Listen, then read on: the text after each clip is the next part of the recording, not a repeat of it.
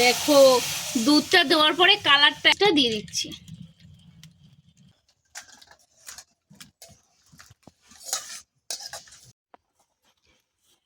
নমস্কার বন্ধুরা, আমি মনীষা আর মনীষার রান্নাঘরে তোমাদেরকে অনেক অনেক অনেক স্বাগত। আজও চলে আসলাম নতুন একটা রেসিপি নিয়ে। তো চলো আজকে করব গাজরের হালুয়া। তার জন্য সোজা বাগানে চলে এসেছি গাজর তুলতে। তো চলো এখন গাজরগুলো তুলে নেওয়া যাক।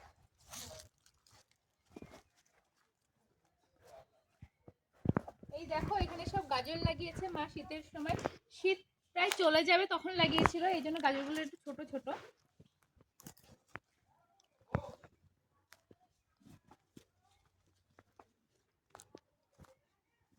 এই দেখো গাজর হয়েছে, দেখো এই দেখো সব গাজর হয়েছে, সব ছোট ছোট গাজর। এই দেখো সব কিন্তু ছোট ছোট, বেশি বড় হয়নি। এই গাজর দিয়ে আজকে হালুয়া হবে।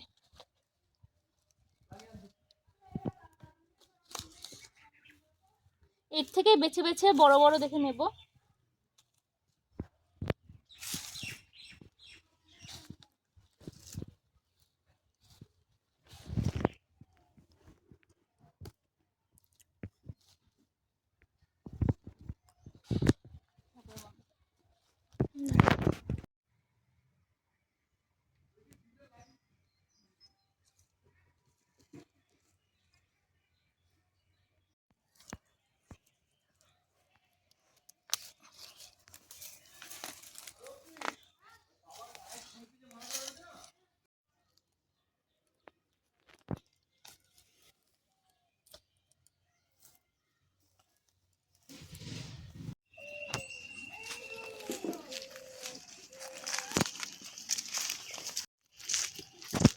গাজরগুলো তুলে আনলাম আর এখন এই গাজরগুলো ছাড়িয়ে নেব। এখানে ছাড়িয়ে নেব, তারপরে আস্তে করে ধুয়ে নেব। এই যে গাজরগুলো,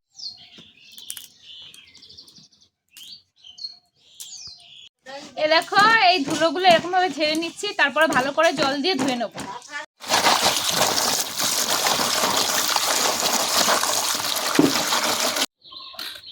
এই দেখো এইভাবে আঁচড়ে নেব। পুরো বাড়ির গাজর তো, বেশি খোসা মানে সেমন মোটা খোসা না, পাতলা খোসা একদম। আর একদম সবেমাত্র তুলে আনলাম, এরকমভাবে কিন্তু ছাড়িয়ে নেবো। ছাড়িয়ে নিয়ে তারপর আরেকবার ধুয়ে নেবো হালকা করে।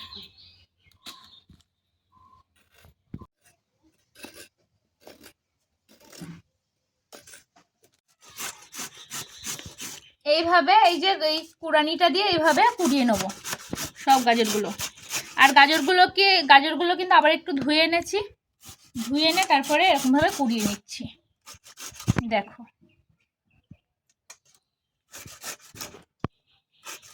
প্রত্যেক কটা গাজর এরকমভাবে কুড়িয়ে নেবো।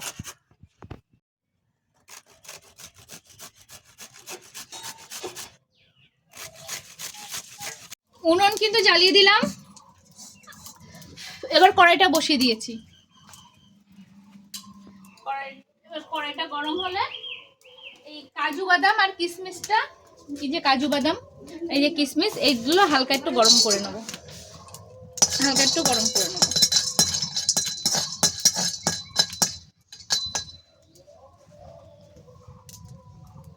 এই যে একটু ঘি দিয়ে দিলাম, ঘি দিয়ে কিন্তু এটা একটু হালকা ভেজে নেব।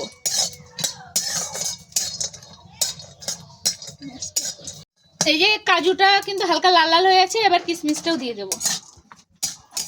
দিয়ে হালকা করে ভাজবো, বেশি ভাজবো না, কারণ কিশমিশ বেশি ভাজলে আবার কালো হয়ে যায়। বেশি ভাজবো না, হালকা ভেজে নেবো। কিশমিশ ভাজা হয়ে গেছে, কাজু বাদাম ভাজা হয়ে গেছে, আমি এবার কিন্তু তুলে নেবো। এই যে এবার তুলে নেবো।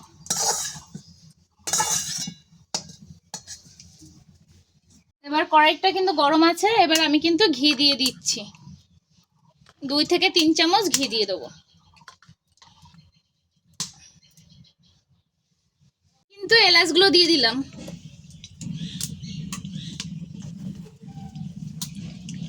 এলাচটা দিয়ে দিলাম, এবার গাজরটা দিয়ে দেবো।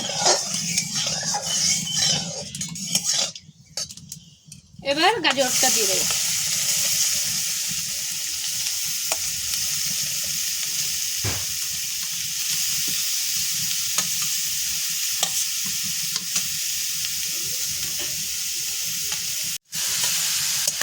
এরকম ভাবে হালকা করে নেড়ে চেড়ে নেব। নাড়তে নাড়তে দেখবে গাজরটা কমে আসবে। গাজরটা কিন্তু দেখছো অনেকটাই কিন্তু নরমও হয়ে গেছে। এর মধ্যে একটু লবণ দিয়ে দিলাম, কারণ মিষ্টি জিনিসের মধ্যে একটু যদি লবণ না দেওয়া হয় তাহলে কিন্তু মিষ্টিটা ব্যালেন্স হয় না। আর এরকম ভাবে হালকা করে নেড়ে চেড়ে নেবো।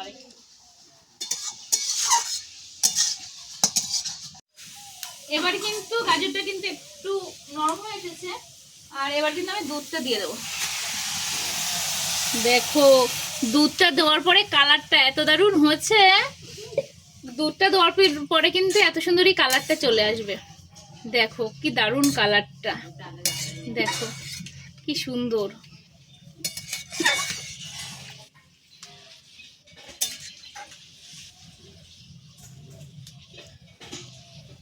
আর এখন এই যে খেজুরের গুড়টা দিয়ে দেবো। তোমরা চাইলে চিনি বা বাতাসা যে কোনো দিয়ে করতে পারো, যে কোনো কিছু দিয়ে। আমি কিন্তু এই যে খেজুরের গুড় দিয়ে করব। এখন খেজুরের গুড়টা এই যে দিয়ে দিচ্ছি।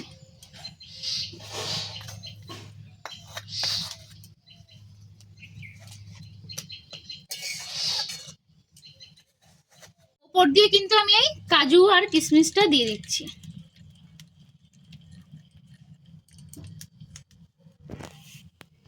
এবার আস্তে আস্তে ফুটে উঠছে, ফুটে উঠুক, তারপরে আবার একটু নেড়ে চেড়ে দেবো।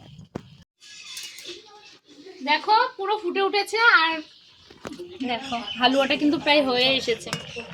আর একটু হালকা হয়ে কমে আসুক, তারপরে কিন্তু নামিয়ে নেব। আর গুড়ের গন্ধটা যে এত দারুণ বেরোচ্ছে কি বলবো, খুব সুন্দর। পুরো খাঁটি খেজুরের গুড় তো, খুব সুন্দর গন্ধ বেরোচ্ছে।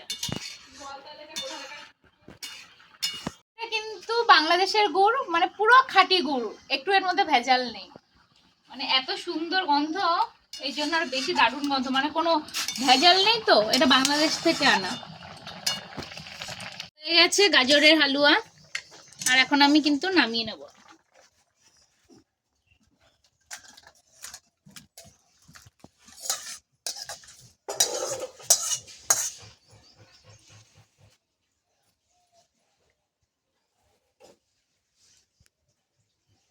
কমপ্লিট হয়ে গেছে।